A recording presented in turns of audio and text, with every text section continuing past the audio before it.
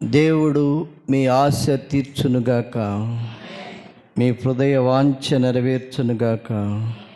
ఆమేన్. ప్రియమైన దేవుని బిడ్డలారా, చదవబడిన లేఖన భాగాలను కొద్ది నిమిషాలు మనము ధ్యానం చేసుకుందాం. మీ వలలను వేయుడి. మన దగ్గర వలలు ఉన్నాయి కదా. అదొక ఉదయకాల సమయం. మరి సూర్యుడు అప్పుడే ఉదయిస్తూ ఉంటున్నాడు. గలిలయ సముద్ర తీరమున జన సమూహములు ఆయన వాక్యమును వినడానికి గెన్నెసరస్సు సరస్సు తీరమున, అనగా గలిలయ సముద్రము తీరమున, కొన్ని చోట్ల గెన్నెసరత్తు అంటాది, కొన్ని చోట్ల గలిలయ, తిబెరయ, ఇదంతా కూడా ఒకే సముద్రము. మనకి ఎట్లా కాటేపల్లి, కోడూరు, మైపాడు అన్నట్లుగా సముద్రం ఒకటే, పేర్లు వేరే. కాబట్టి ఆ ఉదయ కాలమున ప్రజలు దేని కొరకు ఆశపడుతున్నారంటే, ప్రభు స్వరమును వినాలి, ప్రభు మాటలు వినాలి, ఆయన బోధనలను వినాలి. ఉదయమునే మనం ఏం చేస్తామంటే, మరి మన ఆహారము కొరకు కష్టపడతాం, ఆలోచనలు చేస్తూ ఉంటాం, పనులకు వెళుతూ ఉంటాం, అనేకమైన పనులలో పరుగులు తీస్తూ ఉంటాం. కానీ ఇక్కడ ఈ జనసమూహము తెల్లవారగానే గలిలయ సముద్ర తీరమునకు వచ్చి ఉన్నారు. అక్కడ ప్రభువైన యేసుక్రీస్తు ఉంటున్నాడు. అక్కడ దేవుని యొక్క వాక్యమును వినుచు ఆయన మీద పడుచుండగా వారిలో ఎంతో ఆశ వాక్యము వినాలని. ఎందుకనగా వాక్యము జుంటి తేనె ధారల కంటే మధురం. వాక్యము బ్రతికిస్తుంది, వాక్యము లేవనెత్తుతుంది, వాక్యము స్వస్థపరుస్తుంది. ఆయన మాట అగ్ని వంటిది కాదా అంటాడు. నీ వాక్యమును పంపి అనేకులను స్వస్థపరిచితివి అంటారు. That kind of word we need now. అటువంటి వార్త, అటువంటి మాటలు, అటువంటి బోధ మనల్ని స్వస్థపరిచేది, రక్షించేది, కాపాడేది, నెమ్మదినిచ్చేది బాధలలో. అటువంటి వాక్యము కొరకు ఆనాడు జనసమూహము మరి పరుగులు తీస్తూ ఉంటున్నారు.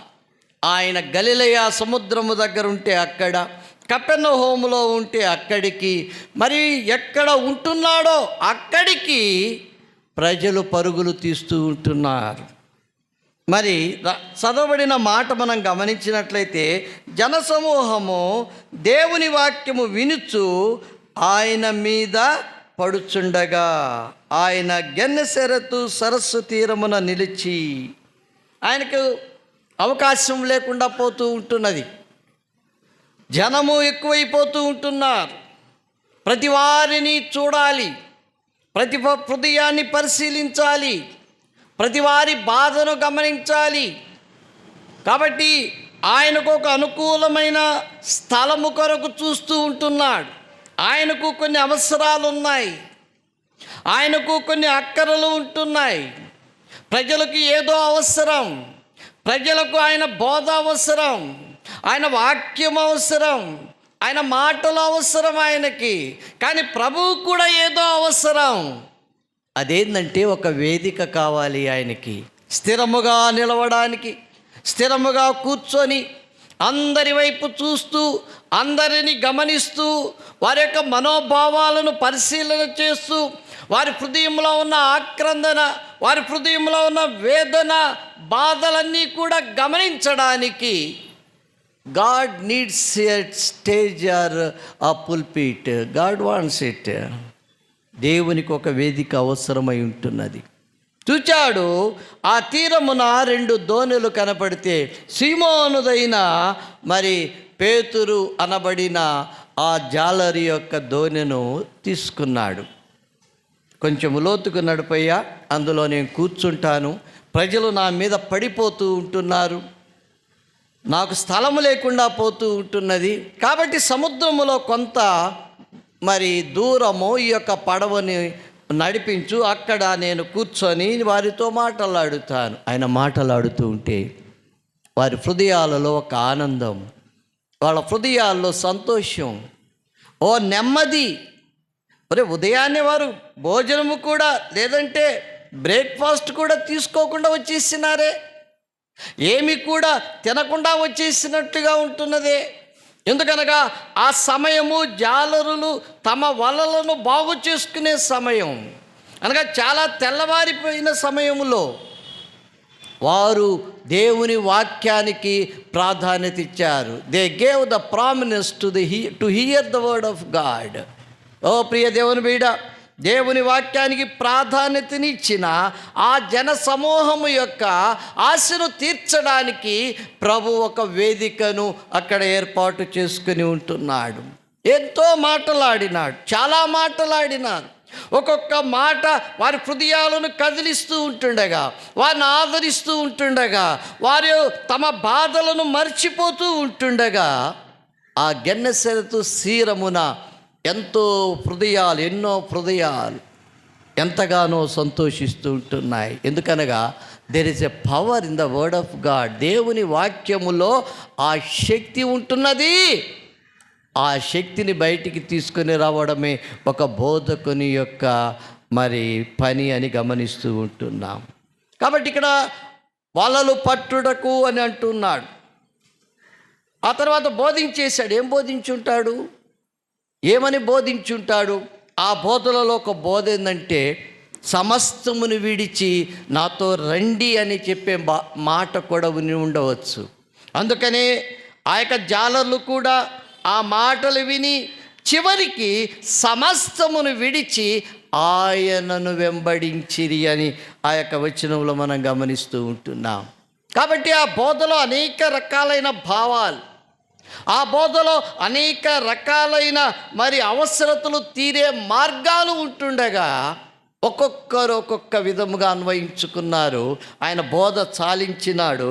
బోధ చాలించిన తరువాత మరి ఏమంటున్నాడో చూద్దాం. చదువు బాబు. చాలించిన తరువాత నీవు దోణెను లోతునకు, ఓ ప్రియ దేవుని బిడ్డ, లోతునకు నడిపించాలి. కొంత రిస్కే లోపలికి పోవాలి అంటే. మరి 3 రోజుల క్రిందట మీరు పేపర్లో చూసినట్లయితే 9 మంది ఆంధ్రప్రదేశ్ సంబంధించిన జాలర్లు సముద్రంలోనికి వెళ్ళారు. మరి ఉన్నట్టుండి అక్కడ మరి తుఫాను రేగింది. ఆ యొక్క దోణి తిరగబడిపోయింది. ఆ పడవ తిరగబడిపోతే ఆ తిరగబడిన పడవ కిందే ఒకడు పాపము జలసమాధి అయిపోయినాడు. మిగతా 8 మంది చాలా దూరం ఈదుకుంటూ వచ్చారు. దూరమున ఒక ఓడ కనపడింది. అరిసినారు, కేకలు వేసినారు. వాళ్ళు కొంచెం దగ్గరకు వచ్చారు. ఈ యొక్క 8 మందిలో ఒకడక్కడే జలసమాధి అయినాడు. 7 మందిలో ఒకడు ఈదలేకపోయినాడు.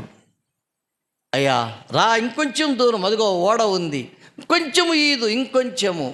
నేను ఈదలేనురా, అలసటైపోయింది, కాళ్ళు చేతులు నొప్పి పడుతున్నాయి అని అక్కడే కూలిపోయినాడు.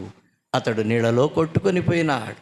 మరొక 6 మంది ఈదుకుంటూ వచ్చినారు. ఆ యొక్క ఓడవారు చూసినారు, పెద్ద ఓడవారు. మరి ఒక తాడు వేసినారు. వేస్తే ఒక్కడేమో పట్టుకున్నాడు, మిగిలిన 6 మంది పట్టుకోలేకపోయినారు. ఆ ఓడ కిందే జలసమాధి అయిపోయినాడు. ఒక్కడు మాత్రము వెళ్ళినారు. కాబట్టి లోతునకు నడిపించాలంటే కొంత సాహసము చేయాలి, ప్రాణాలకు తెగించాలి. మరి కొంత ఇబ్బందులు ఉంటాయి. అయినప్పటికీ కూడా నీవు లోతునకు నడిపించాలి. నీ జీవితాన్ని, నీ బ్రతుకును నీవు లోతునకు నడిపిస్తే you can get many blessings. అనేకమైన ఆశీర్వాదాలు నీవు పొందగలవని దేవుని యొక్క వాక్యంలో చూస్తూ ఉంటున్నాం. మోషేకు దేవుడు చెప్పి ఉంటున్నాడు, నీవు ఫరో దగ్గరికి వెళ్ళి నా జనులైన ఇశ్రాయేలీయులను విడిచిపెట్టమని చెప్పు అని చెప్పితే, ఇది చాలా రిస్క్తో కూడిన పని, చాలా భయానకమైన పరిస్థితి. ప్రాణాలకు తెగించిపోవాలి. ఫరో అంటే ఎటువంటి వాడు? అయితే ఈ యొక్క ఫరో ఎదుట నిలవడానికి మోషే తన ప్రాణాలని పణముగా పెట్టినవాడుగా ఉంటున్నాడు. తన ప్రాణమును పణముగా పెట్టి కొంత మరి ఏర్పాటు చేసుకొని ఫరో ముందు నిలవబడ్డాడు. ప్రజలందరినీ తీసుకొని వచ్చి ఒక నాయకుడైనాడు. మరి ఎంతగానో కీర్తి ప్రతిష్టలు పొందినవాడుగా ఉంటున్నట్లుగా చూస్తూ ఉంటున్నాం. కొంత లోతుకు పోవాలి, కొంత రిస్క్ చేయాలి జీవితంలో, కొంత మరి సాహసము చేయాలి. సాహసము చేయకుండా నీ జీవితం ఉండకూడదు. ఒక విద్యార్థి కానీ, ఒక యవనస్తుడు కానీ, ఎవరైనా సరే జీవిత విధానములో కొంత సాహసము చేయనిదే ఏ యొక్క ఆశీర్వాదాలు నువ్వు పొందలేవని దేవుని యొక్క వాక్య భావములు మనం గమనిస్తూ ఉంటున్నామండి. లోతునకు పోవాలి అంటే కొంత సాహసమే చేయవలసిన పరిస్థితి ఉంటున్నట్లుగా చూస్తూ ఉంటున్నాం. చదువుకుందామండి దేవుని యొక్క వాక్య భావములు. కొంత నీవు దోణెను లోతునకు నడిపించి మీ వలలను వేయుడి, మీ వలలను వేయుడి అంటున్నాడు. వలలుంటే కదా వేయడానికి. Have you the nets? మీకు వలలు ఉన్నాయా? వలలు లేకుండా నీ జీవితము చాలా భయంకరం. వలలు లేకుండా నది ముందు నిలవబడితే ఏ చేపలు నీ కాళ్ళ దగ్గరకు రావు. నువ్వు వల వేస్తేనే వాటిని పట్టుకోగలవు. అందుకు నీకు కొన్ని స్కిల్స్ అవసరం, కొన్ని నైపుణ్యాలు అవసరమని దేవుని వాక్య భాగం సెలవిస్తూ ఉంటున్నది. అసలు వల లేకుండా జీవిస్తూ ఉంటున్నావేమో. ప్రార్థన అనే వల, ఆరాధన అనే వల, దేవుని స్తుతించడం అనే వల, సేవ చేయడం అనే వల, బోధించడం అనే వల.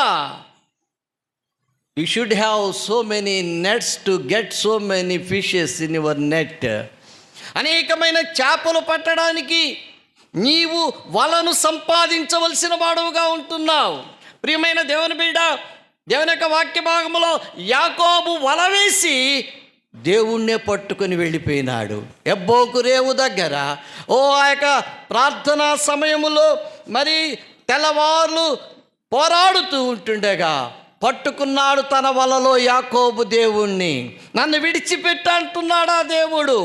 ఆ దేవుని దూత నన్ను విడిచిపెట్టు, తెల్లవారుచున్నది, నేను వెళ్ళాలి అంటే నీవు నా వలలో చిక్కుకున్నావయ్యా. నా కన్నీళ్ళనే వలలో చిక్కుకున్నావు, నా ప్రార్థన అనే వలలో చిక్కుకున్నావు. నేను నిన్ను విడిచిపెట్టను. ఎందుకనగా ఐ కాట్ యూ, నేను నిన్ను పట్టుకున్నానయ్యా. నా ప్రార్థన ద్వారా పట్టుకున్నాను, నా కన్నీళ్ళ ద్వారా పట్టుకున్నాను. నిన్ను విడిచిపెట్టను. నీవు నన్ను ఆశీర్వదించితేనే కానీ నేను నిన్ను విడువాను. Jacob had a net. యాకోబుకు ఒక వల ఉంది. ఆ వలలో దేవుణ్ణి చిక్కించుకున్నాడు.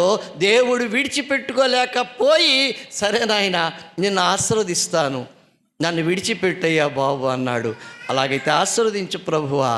నువ్వు ఆశీర్వదించకపోతే నా బ్రతికేమైపోతుంది తండ్రి, నా కుటుంబం ఏమైపోతుంది నాయన, నా బిడ్డలు ఏమైపోవాలయ్యా. అయ్యా తన కుటుంబాన్ని రక్షించుకోవడానికి, తన ఆశీర్వాదాలు పొందడానికి యాకోబు ప్రార్థన అనే వల, కన్నీళ్ళు అనే వల వేసి దేవుణ్ణే పట్టుకొని ఆయనను బంధించి వేసిన వాడుగా కనబడుతున్నాడు. Have you the net?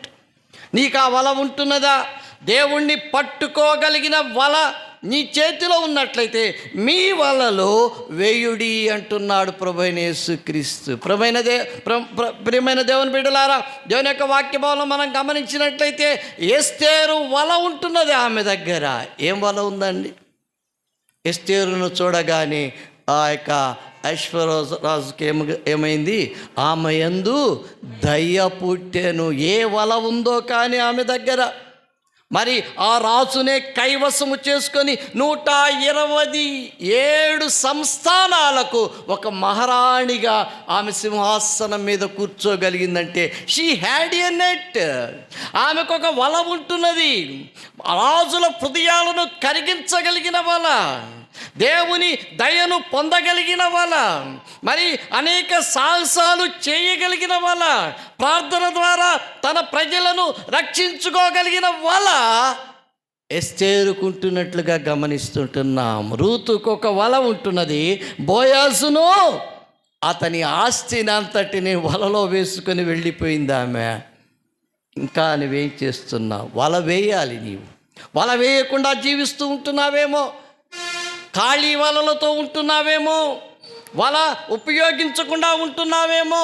సంవత్సరాలు సాగిపోతున్నాయి, అనేక సంవత్సరాలు గతించిపోతూ ఉంటున్నాయి. ప్రియ దేవుని బిడ్డ, ఒకవేళ వల నీ చేతిలో ఉండి కూడా నువ్వు దానిని వేయకుండా జీవిస్తే దరిద్రుడు అవుతావు, దరిద్రురాలు అవుతావు. ఈ ఉదయకాల సమయంలో దేవుని సన్నిధిలో నీ వల వేయవలసిన వాడువుగా ఉంటున్నావు.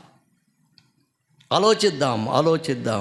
దేవుని యొక్క వాక్యభావం మనం గమనించినట్లయితే, ప్రియ దేవుని బిడ్డ, సమరయ స్త్రీ, ఆమె దగ్గర ఏ వల ఉన్నిందో ఏమో, కానీ యేసునే ఆ వలలో వేసుకొని సుకారు గ్రామములోనికి వెళ్ళిపోయి ఉంటుంది.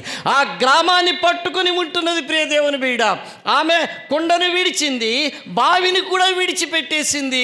యాకోబు బావిని విడిచి, దాహము తీర్చే బావిని విడిచి, నీళ్లను తీసుకుని పోయే ఆ యొక్క కుండను కూడా విడిచిపెట్టి యేసును ఆ యొక్క మరి వలలో వేసుకొని సుకారు గ్రామములోనికి వెళ్ళిపోయి ఉంటున్నది.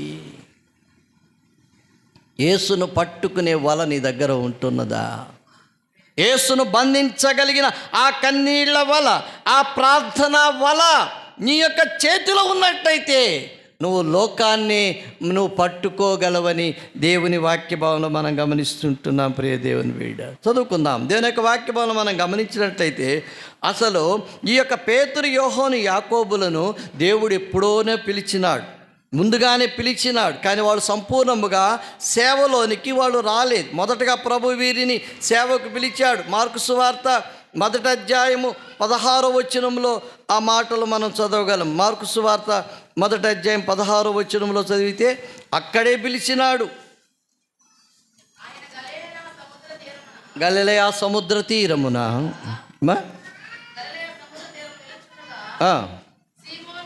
సీమోను,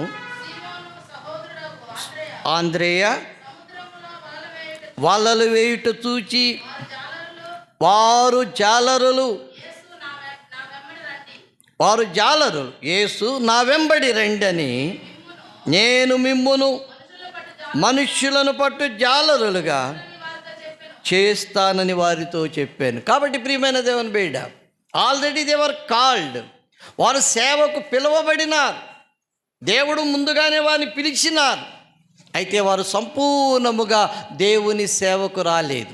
సంపూర్ణముగా దేవుని సేవకు రాకుండా మరి ఆ యొక్క చేపలు పట్టే పనిలో, తమ ఉద్యోగాలలో, తమ వ్యాపారాలు చేసుకుంటూ కొంతకాలం, కొన్ని నెలలు తమ వ్యాపారాలు చేసుకుంటూ, తమ యొక్క పనులు చేసుకుంటూ, సమయం ఉన్నప్పుడు దేవుని సేవ చేస్తూ అలాగా జీవిస్తూ ఉంటున్నారు. ఇది రెండవసారి మరి ప్రభువు ఆ యొక్క శిష్యులను పిలవడమని మనం గమనించవచ్చు. అనేక వచనాలు దీనికి సాదృశ్యముగా ఉంటున్నాయి, కానీ సమయం లేదు కాబట్టి ముందుగా మనము సాగిపోదాం.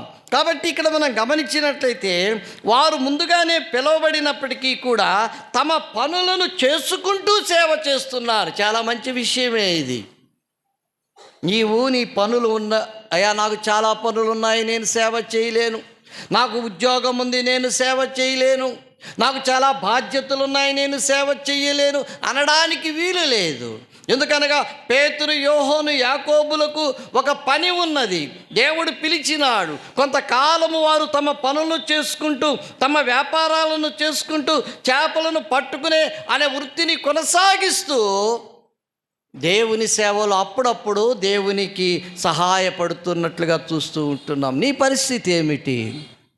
నాకు ఉద్యోగం ఉంది, నేను రాలేను సేవకు అనుకుంటున్నావా? నాకు చాలా బాధ్యతలు ఉన్నాయి, నేను సేవ చేయలేను అనుకుంటున్నావా? అయితే అనేకమైన ఆశీర్వాదాలు నువ్వు పోగొట్టుకుంటావని మనం తెలుసుకోవలసిన వారముగా ఉంటున్నాం ప్రియ దేవుని బిడ్డ. కాబట్టి వారు సంపూర్ణముగా సేవకు సమర్పించుకోకపోయినప్పటికీ కూడా ప్రియ దేవుని బిడ్డ, వారు దేవుని సేవలో సహాయపడుతున్నారు. నీవు కూడా దేవుని సేవలో రావాలి.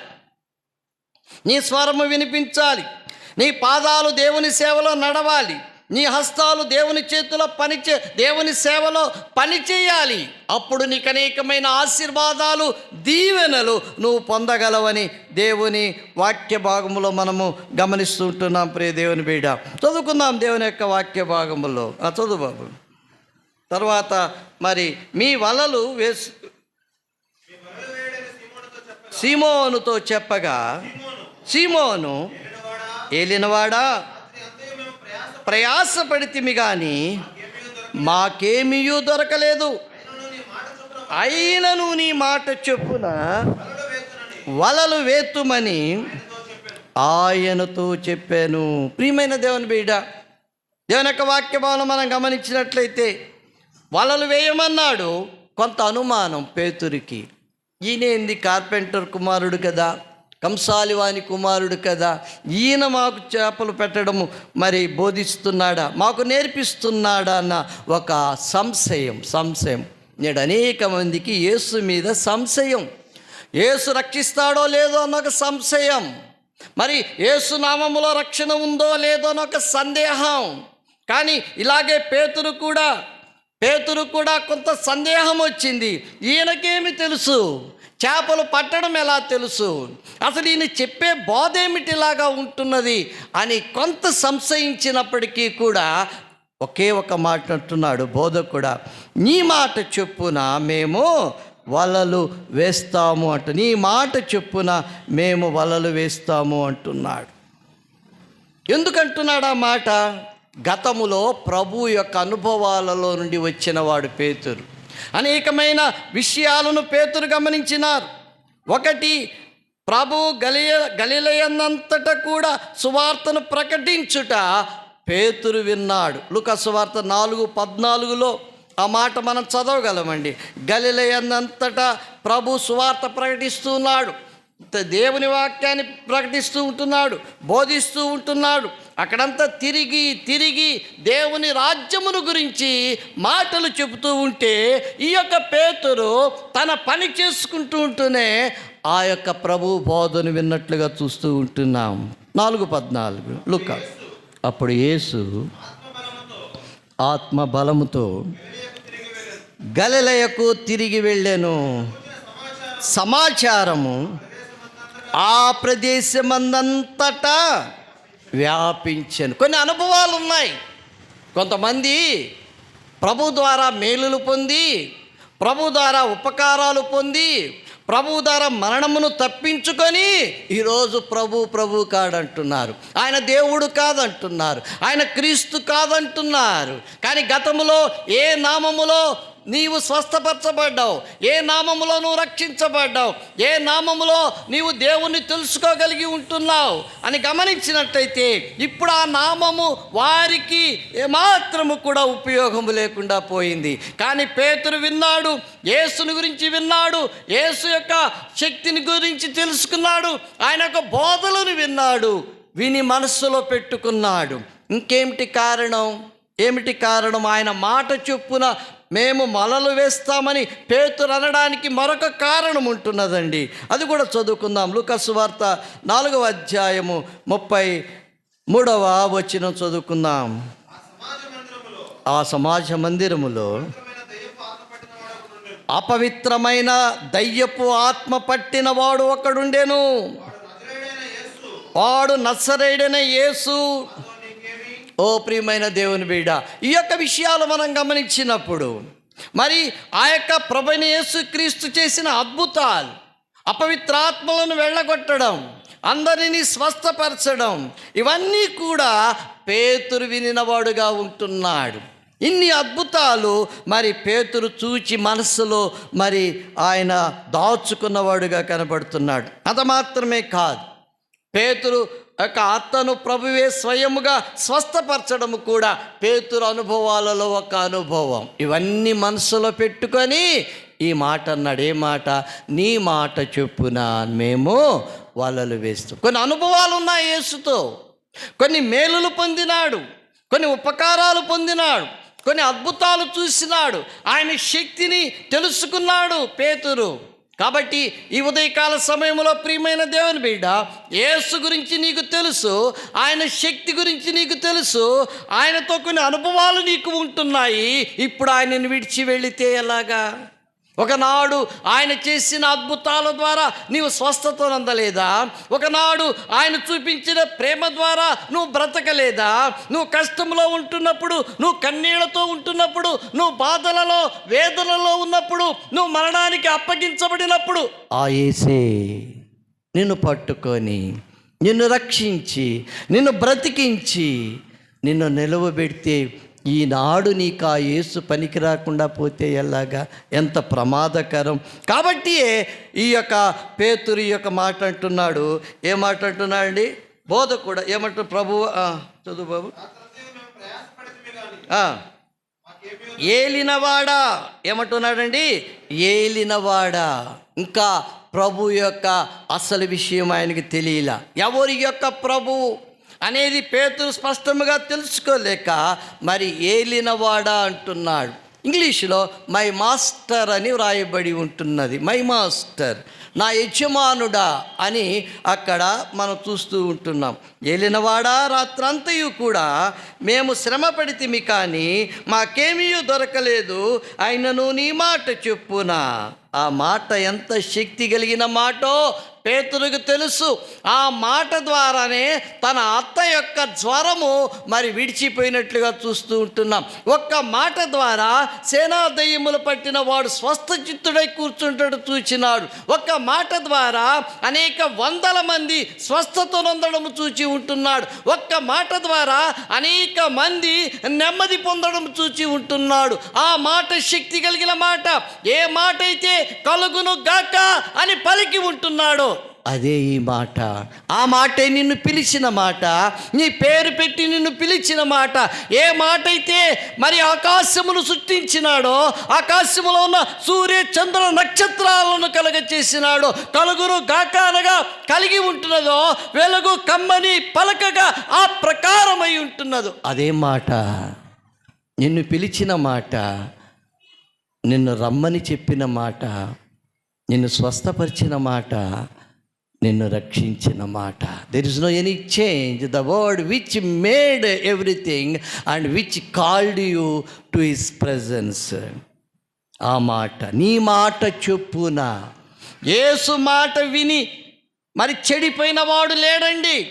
యేసు మాట విని బాగుపడిన వాడే కానీ చెడిపోయిన వాడు ఎవడు లేడని మనం గమనిస్తున్నాం. అందుకనే అనుభవాలను పరిశీలన చేసుకొని, యేసుతో జరిగిన అనుభవాలను మరి గుర్తుకు తెచ్చుకొని వెంటనే పేతురు అంటున్నాడు, నీ మాట చెప్పునా. నువ్వెవరైనా సరే, of course you may be the son of A carpenter, నువ్వు కంసాలివాని యొక్క కుమారుడవై ఉండవచ్చేమో, కానీ నీవు గొప్పవాడవయ్యా.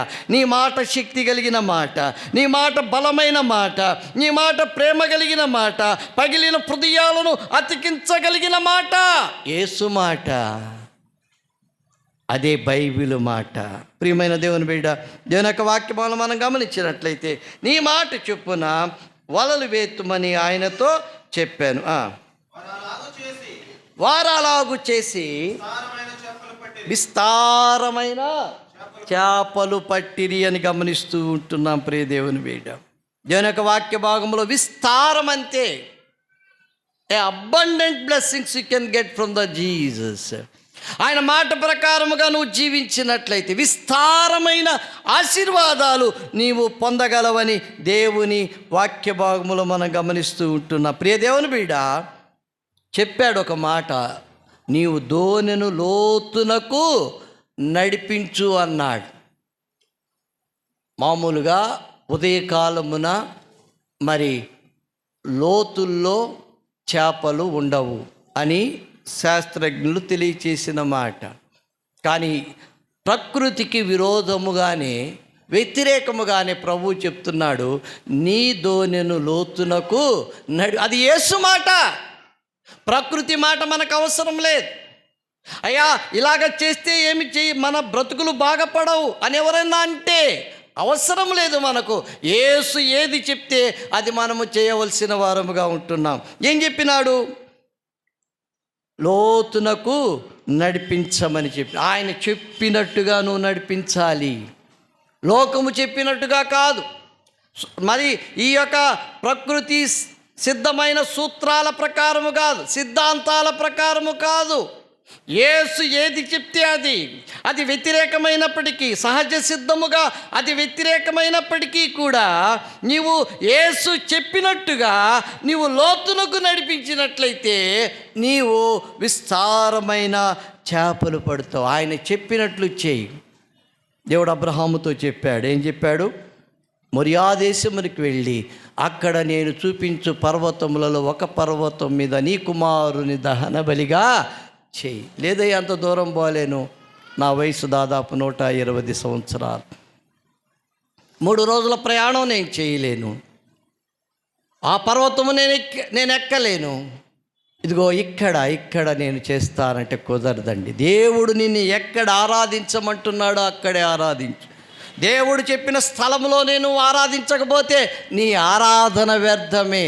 అబ్రహాము తన కుమారుని ముక్కలుగా నరికినా దేవుడు చెప్పిన స్థలములో అబ్రహాము తన కుమారుని దహన బలిగా చేయకపోతే ఆ బలి వ్యర్థమే, ఆయన త్యాగము వ్యర్థమే. అందుకనే దేవుడు స్పష్టముగా చెప్పాడు, నువ్వు మొరియా దేశమునికి వెళ్ళి అక్కడ నేను చూపించు పర్వతములలో అనేకమైన పర్వతాలు ఉండవచ్చు, అనేకమైన సంఘాలు ఉండవచ్చు, కానీ దేవుడు నీకు ఏ సంఘాన్ని చూపించి ఉంటున్నాడో ఆ సంఘములో మాత్రమే నువ్వు ఆరాధిస్తే ఆరాధన దేవుడు వింటాడు. నీ ఇష్టానుసారముగా ఆ పర్వతము, నీ ఇష్టం వచ్చినట్టుగా ఇంకొక పర్వతము మీద నీవు ఆరాధించినా, నువ్వు సేవ చేసినా, ఏమి చేసినా అది వ్యర్థమే. ఎందుకనగా దేవుడు చెప్పాడు స్పష్టముగా అబ్రహాముతో. అక్కడే దేవదూతలు లోతుతో చెప్పారు, నువ్వు ఆ పర్వతానికి పారిపోంటే కుదరదయ్యా, అంత దూరం పోలేను, నీ దయ ఉంటే, నీ కటాక్షం ఉంటే ఇక్కడ ఉంటాను అన్నాడు. ఉన్నాడు. కుటుంబం పాడైపోయింది, సమస్తము పాడైపోయింది. నువ్వెక్కడ ఆరాధిస్తున్నావు అన్న స్థలము ముఖ్యం కాదు, దేవుడు చెప్పిన చోట ఆరాధిస్తూ ఉంటున్నావా అన్నదే ప్రాముఖ్యమైన విషయం అని గమనిస్తూ ఉంటుంది. ప్రియమైన దేవుని బిడ్డ, కాబట్టి ఆయన చెప్పినట్లుగా నడిపించాలి, ఆయన చెప్పిన స్థలములో ఆరాధించాలి, ఆయన చెప్పిన చోటుకి నువ్వు వెళ్ళాలి. వెళ్ళకపోతే ఏమవుతుంది? యోనా సంగతి మనకు తెలుసు కదా. ఏమైపోయినాడు యోనా? సముద్రములో పడవేయబడ్డాడు. తిమింగలం అతనిని మృంగివేసింది. ఆ తర్వాత కక్కి వేయబడ్డాడు. ఎక్కడ పొమ్మని చెప్పాడో, యోనా నీవు నినివే పట్టణమునికి వెళ్ళి దానికి దుర్గతి కలుగుతుందని ప్రకటించుము అని చెప్పాడు. కానీ యోనా నినివే పట్టణానికి పోవడానికి ఇష్టం లేక తర్షీషునకు పోవడానికి కేవు ఇచ్చి ఓడ ఎక్కినట్లుగా చూస్తూ ఉంటున్నాం. ఎప్పుడైతే దేవుని మాటకు అవిధేయత చూపించాడో యోనా, ఎప్పుడైతే దేవుని మాటను ధిక్కరించినాడో, దేవుని మాట కంటే నా ఇష్టమే జరగాలి అనుకున్నాడు ఈ యొక్క యోనా, దేవుడు సముద్రములో గొప్ప తుఫానును పుట్టించి ఉంటున్నాడు. సముద్రమును అల్లకల్లోలము చేసి ఉంటున్నాడు. ఆ యొక్క ఓడ తలకిందులుగా మారబోతున్న పరిస్థితులు ఏర్పడినట్లుగా చూస్తూ ఉంటున్నాం. వెంటనే ఆ యొక్క యోనా అప్పటికీ కూడా తన పాపమును ఒప్పుకొనలేదు, కానీ తిరిగి తన పాపమును ఒప్పుకున్నాడు. అయినా దేవుడు చెప్పిన చోటికి వెళ్ళడానికి ఇష్టం లేక నన్నెత్తి సముద్రంలో పడవేయండి అన్నాడు. అయినా కూడా దేవుడు ఒప్పుకోలేదు. ఆ యొక్క తిమింగలమునుగా ఆ యొక్క చేపను పంపించి యోనాను మృంగ చేసి ఆ తర్వాత కక్కి వేయగలిగినాడు. ఎంత బాధపడ్డాడో ఆ యొక్క 3 రోజులు ఆ తిమింగలములు అంటే ఆ మత్స్యము గర్భములో యోనా. when he was disobeyed to the word of God, he was went into the troubles. కష్టాలలోనికి వెళ్ళిపోయినాడు.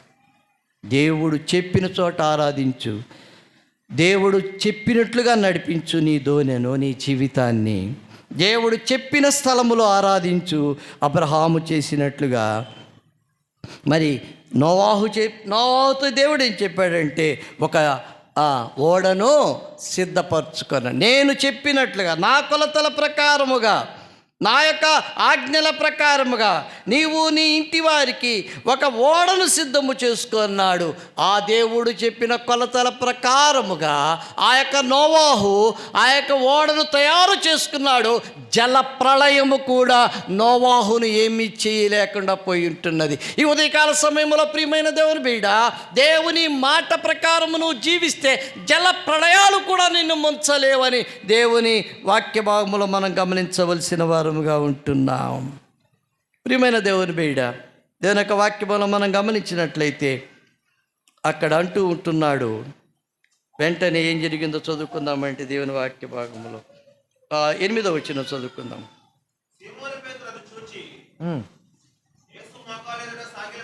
యేసు మోకాళ్ళ ఎదుట సాగిలపడి, ప్రభువా నన్ను విడిచిపొమ్ము, నేను పాపాత్ముడనని చెప్పాను.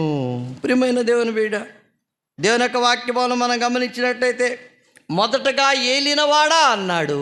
ఇప్పుడేమంటున్నాడండి ఆయన? ప్రభువా. నీ నోటితో యేసు ప్రభువని నీ నోటితో ఒప్పుకొని దేవుడు ఆయనను మృతుల్లో నుండి లేపినని నీ హృదయమందు విశ్వసించిన ఎడల నీవు రక్షణ పొందుతూ, ఊరికినే రక్షణ పొందు. నా నీతి, నా యొక్క భక్తి, నా యొక్క విశ్వాసము, నా సిద్ధాంతము నిన్ను రక్షించలేవు, నిన్ను పరలోకానికి తీసుకొని పోలేవు. కానీ యేసు ప్రభువని నీ నోటితో ఒప్పుకొని దేవుడు ఆయనను మృతులలో నుండి లేపినని నీ హృదయమందు విశ్వసించిన ఎడల నీవు రక్షణ పొందుదువు. ఒక సైంటిస్ట్ అడిగినాడండి, ఏది బరువైనది ఈ లోకములో, ఈ విశ్వములో బరువైనది ఏదంటే ఒక అతను అన్నాడు, సూర్యుడు కదా, అది పెద్ద గోళము, అది చాలా బరువైనది అన్నాడు.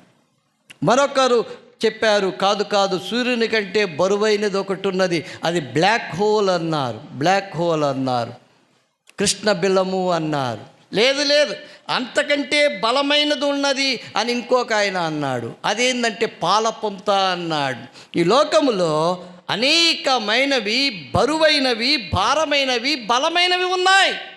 చాలా బరువు సూర్యుడు, అంతకంటే బరువు కృష్ణ బిలము, అంతకంటే బరువు పాలపుంతలు, అంతకంటే బరువు ఏమిటో తెలుసా? నీ పాపము. ఆ పాపాన్ని ఆయన మోయలేక ఆ కలువరి శిలువలో సృష్టికర్త తలవాల్చి ఉంటున్నాడు. సూర్యుని కంటే బరువైనది నీ పాపము, కృష్ణ బిలము కంటే బరువైనది నీ పాపము. ఒక్కడి పాపమే అంత బరువు ఉంటే మరి లోక పాపములను మోసుకొని పోవు దేవుని గొర్రె పిల్లగా ఆయన నీ పాపపు బరువునంతటిని, నీ పాపమంత బరువు ఇంకోటి లేదు, మరొకటి నీ పాపమంత బరువు లేదు. ప్రియ దేవుని బిడ్డ, అంత బరువును ఆయన మోసినాడు. అంత బరువును మోయలేక మోసి గొల్గొతా కొండ వరకు పోలేక మధ్యలో తూలిపడి సొమ్మసిల్లి స్పృహ తప్పి మరొకరి సహాయముతో 4 అడుగులు మోయించుకొని ఆ రక్తము కారుతున్న దేహముతో ఆ యొక్క పాదములు చితికిపోయి ఉంటుండగా, ఆహారం లేక నీళ్లు లేక బలహీనుడైపోయి ఉంటుండగా, మోయలేక నీ పాప భారమునంతటినీ కూడా, ఎంత భారమో నీ పాపము ఆలోచించావా? ఎంత బరువైనదో నీ పాపము ఆలోచించావా? ఆ బరువైన నీ పాపాన్ని సూర్యుడైనా మోయవచ్చేమో, కానీ నీ పాపాన్ని మోయలేరు ప్రియ దేవుని బిడ్డ. అటువంటి పాపాన్ని ఆయన మోసి కలువరి శిలువ ఆయన నీ కొరకు విడుదల కలిగించిన వాడుగా కనబడుతూ ఉంటున్నాడు. కాబట్టి ఇక్కడ మనం గమనిస్తూ ఉంటున్నాం, పేతురు ఒక కేక వేస్తూ ఉంటున్నాడండి. ఏమంటున్నాడంటే, యేసు మోకాళ్ళ ఎదుట సాగిలపడి, ప్రభువా నన్ను విడిచిపొమ్ము అంటున్నాడు. ఏదెను తోటలో ఆదాము హవ్వలు కొన్ని సంవత్సరాల పాటు మరి హాయిగా జీవించినారు. దేవునితో పక్కపక్కన నడిచినారు. దేవునితో ముఖాముఖిగా మాట్లాడినారు. ఎప్పుడొస్తాడా ఆయన అని ఎదురు చూసినారు ఏదెను తోటలో. ఆయన రాక కొరకు ఎదురు చూసినారు, ఆయన సహవాసము కొరకు ఆశపడ్డారు, ఆయనతో కలిసి నడిచినారు, ఆయన బోధలు విన్నారు. ప్రక్కపక్కన స్నేహితుల వలె మరి మాట్లాడుతుంటే ఆయన ప్రక్కన నడిచి ఆయనను చూస్తూ నడిచిన వారు ఆదాము హవ్వలు. కానీ when they did sin, when they committed sin, వారు పాపము చేసినప్పుడు దాగుకున్నారు. దేవునికి స్తోత్రం. మనం ఇప్పుడు దాగుకోలేదు, దేవుని సన్నిధిలో కనబడుతున్నాం. ఎందుకనగా యేసు రక్తము ప్రతి పాపము నుండి మనలను పవిత్రులనుగా చేయును. అందుకే మనం దేవుని సన్నిధిలో ఉండగలుగుతున్నాం. అదే పాపం ఉన్నట్లయితే we cannot stand in the presence of the lord. మనము ఆ యొక్క సన్నిధిలో మనము ఉండలేమని గమనిస్తుంటున్నాం, దాగుకున్నట్లుగా చూస్తూ ఉంటున్నాం. ఆదాము దాగుకున్నాడు, ప్రియమైన దేవుని బిడ్డ.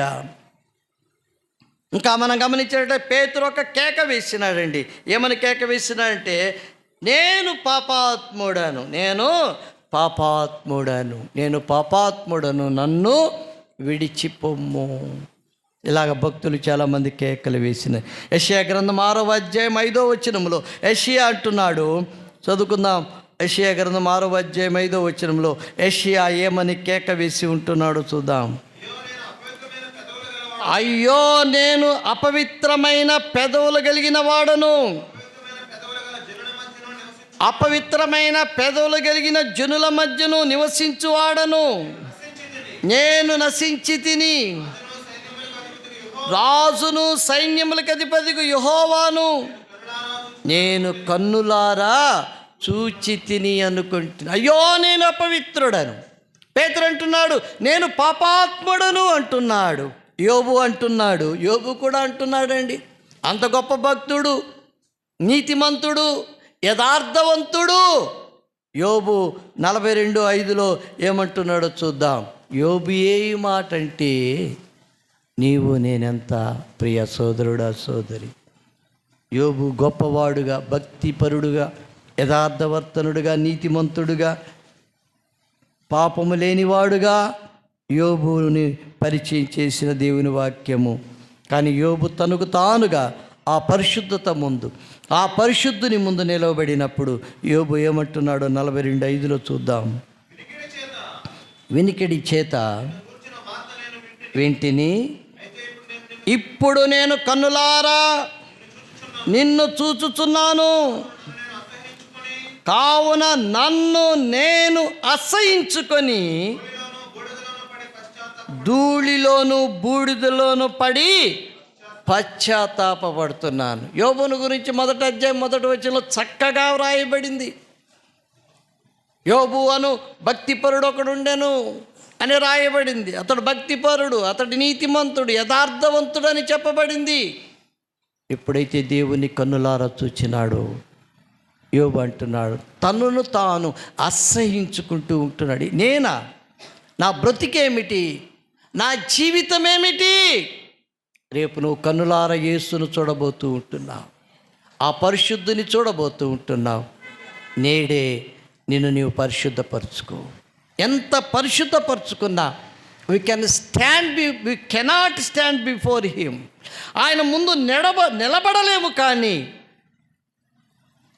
ఆయన రక్తముని పాపమును కడుగుటను బట్టి you can stand before him.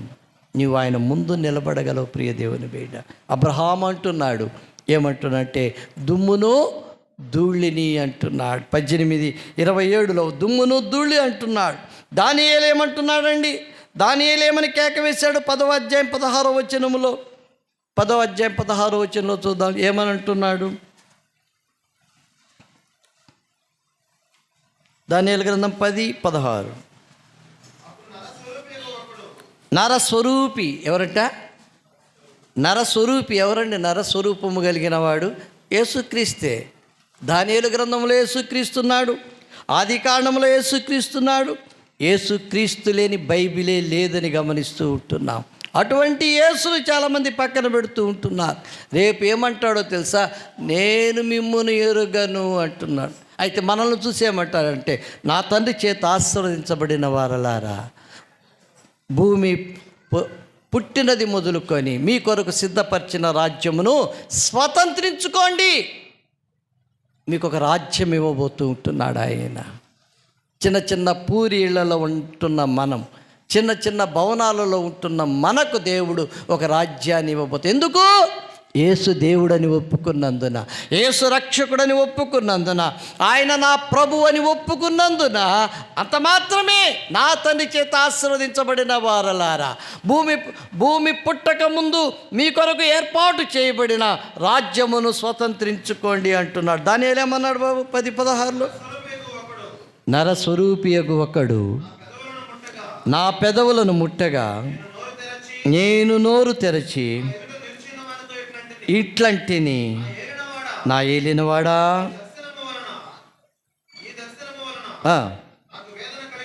నాకు వేదన కలిగిన, ఈ దర్శనము వలన నాకు వేదన కలిగినందున నా బలము తొలగిపోయాను.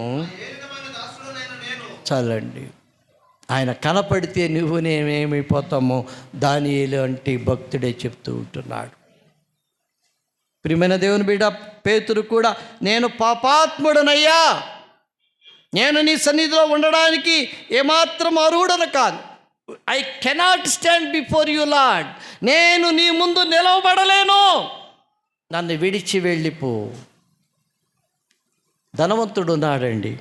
ధనవంతుడు పాతాళంలో ఏమని కేక వేశాడు? తండ్రివైన అబ్రహామా, లాజరును ఎక్కడికి పంపమంటున్నాడు? పాతాళములోనికి పంపు అంటున్నాడు. తండ్రివైన అబ్రహామా, నా యందు కనికరపడి నేను పరదేశుకు వచ్చేటట్టుగా కృప చూపించయ్యా అని అడగచ్చు కదా. ఉండలేడు. పాపి పరదేశులో ఉండలేడు, పరిశుద్ధుడు పాతాళములో ఉండలేడు. అందుకనే ఈ యొక్క ధనవంతుడు కూడా ఆ యొక్క లాజరును పంపి ఇక్కడికి అని అంటున్నాడే, కానీ నన్ను పరదేశంలోనికి చేర్చుకొనలేకుండా పోతున్నాడు. ఎందుకనగా పరదేశంలో ఉండే కన్నా పాతాళంలో ఉండడమే వాడికి కొంత బాధ నివారణ. ఎంతటి పరిశుద్ధ ఆ యొక్క పరలోకములో. కానీ నీవు నేను రేపు కన్ను మూయగానే తక్షణమే, ఆ క్షణమే యేసును కలుసుకోబోతూ ఉంటున్నాం. ఆ 3వ ఆకాశములో ఉంటున్న ఆ ప్రభువును మనము కలుసుకోబోతూ ఉంటున్నాం. ఏ రోజు మరణం వస్తుందో తెలియదు, ఏ రోజు చనిపోతామో తెలియదు. ఈరోజు భయంకరమైన వార్త అండి. ఒకడు మరి శాడిస్ట్ వాడు ఒక కేసులో పట్టబడ్డాడు. ఒక అమ్మాయిని రేప్ చేసిన కేసులో కొన్ని రోజులు చాలా బాగా ఉన్నాడు. ఆ తర్వాత ఎత్తుకున్నాడు కత్తిని, తన మీద కేసు పెట్టిన ఇంటికి వెళ్ళాడు. వాళ్ళ తల్లిని నరికాడు, వాడి తండ్రిని నరికినాడు, వాళ్ళ బిడ్డలను నరికేసినాడు, అడ్డొచ్చిన తన భార్యను నరికి వేశాడు, తన పిల్లలను కూడా నరికి వేసినాడు. నిన్ననే జరిగింది ఆ సంఘటన. ఎంత భయంకరమైనటువంటిది పాపము. కరుణ చూపించలేదే, బిడ్డలు ఏడుస్తున్నా కూడా, నానా మమ్మల్ని చంపొద్దు అంటున్నా కూడా. భయంకరమైనది పాపము. అందుకనే పాతాళమే ఆ పాపమునకు, ఆ పాపికి చోటని గమనిస్తూ ఉంటున్నాం. చివరిదిగా చదువుకొని మనం ముగిస్తున్నాం. ఆ చేపల రాశిని చూసి వారు ఏమంటున్నారో చూద్దాం. వారు దోణెలను దరికి చేర్చి 11వ వచనము, సమస్తమును విడిచిపెట్టి, దేవునికి స్తోత్రం. ఇదేందండి ఇది? వాళ్ళకి కావాల్సింది చేపలు. రాత్రంతా దానికోసం శ్రమ పడ్డారు, ఒక్క చేప కూడా పడలేదు. ఇప్పుడు దేవుడు వారికి 2 దోణెలు నిండునంతగా చేపలు ఇచ్చినాడు. అయితే ఇప్పుడేంది వాటిలన్నిటిని విడిచిపెట్టున్నాడు? ప్రియమైన దేవుని బిడ్డ, అబ్రహాముతో దేవుడు ఒక మాట, అబ్రహాము దేవునితో ఒక మాట అన్నాడు, యెహోవా నీవు నాకు ఏమిచ్చినా ఏమి, నాకు సంతానము లేకుండా ఉంటున్నది. నా పెద్ద దాసుడైన ఎలియాజరే నాకు వారసుడు కాబోతూ ఉంటున్నాడు కదా, నాకేమిస్తే ఏమిలా ప్రయోజనం, నా కుమారుడు లేకుండా ఉంటున్నానన్నాడు. అనగా అబ్రహాము దృష్టిలో మరి కుమారుడు ఆస్తి కంటే గొప్పవాడు అని. కానీ దేవుణ్ణి వెంబడించిన తర్వాత అబ్రహాము ఆ కుమారుని కూడా బలిపీఠం మీద పెట్టగలిగినాడు. ఏ కుమారుని కొరకు కొన్ని సంవత్సరాల పాటు నిరీక్షించినాడో, ఏ కుమారుని కొరకు అహర్నిశలు దేవుని సన్నిధిలో ప్రార్థించినాడో, ఆ యొక్క కుమారుణ్ణి తన స్వంత చేతులతో బలిపీఠము మీద పెట్టి భయంకరమైన కత్తి ఎత్తి ఆయనను పొడవబోయి ఉంటున్నాడు. కారణం, యేసును వెంబడిస్తే అలాగే ఉంటుంది. నా కుమారుడు నీకంటే గొప్పవాడు కాదు, నేను నీకంటే గొప్పవాడిని కాదు, ఈ సంపదలు నీకంటే గొప్పవు కాదయ్యా, నువ్వు ఉంటే చాలయ్యా, నా బ్రతుకులో నేను జీవించేస్తాను అన్నట్టుగా ఈ యొక్క పేతురు, యోహాను, యాకోబులు కూడా సమస్తమును విడిచినారు. పట్టుకున్న చేపలను అక్కడ వదిలేశారు, ఆ 2 దోణెలను అక్కడ విడిచేసినారు. యేసును వెంబడిస్తున్నారు. యేసును ప్రేమించేవారు, యేసంటే ఇష్టపడేవారు.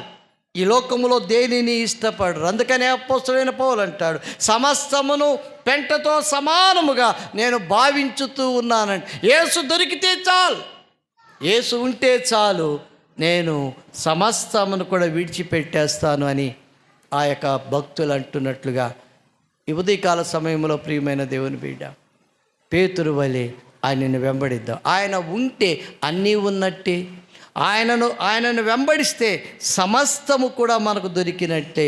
కాబట్టి ఆయనను వెంబడిద్దాం, ఆయన సేవ చేద్దాం, ఆయన్ని ఆరాధించుతూ ఈ లోకంలో ముందునకు సాగుదాం. ఈ కొద్ది మాటలు దేవుడు మన వినికిలో దీవించునుగాక. ఆమేన్. ఆరాధనలో సాగిపోదాం.